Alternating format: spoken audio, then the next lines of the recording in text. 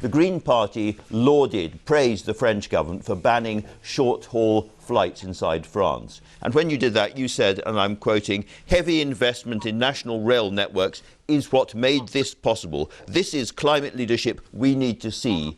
And yet, when it comes to our heavy investment in railways, HS2, you call it ecocide. Straightforward question, which is it?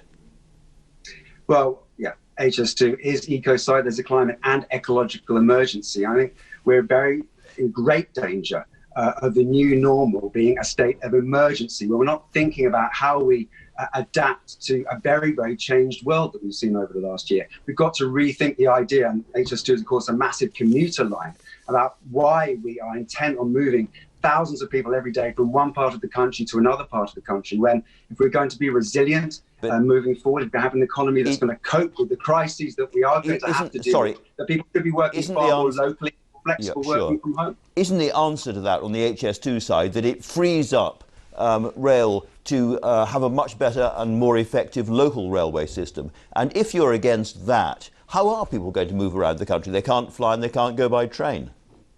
Well, my daughter's in Birmingham. I get there perfectly easily. Yes, there is an argument that it'll free up a bit of capacity on the West Coast, but far better to put that money into rejuvenating rail networks right around the country. Surely, Andrew, you're not suggesting that that sorts out the problems in Cornwall and Devon by putting an HS2 line up the middle of the country? Of course it doesn't. That's nonsense. We need to take that money, if we were thinking about the future, resilience for the future, and really having a public transport revolution, investing hundreds of millions of pounds in hundreds of communities around the country to rejuvenate local transport systems.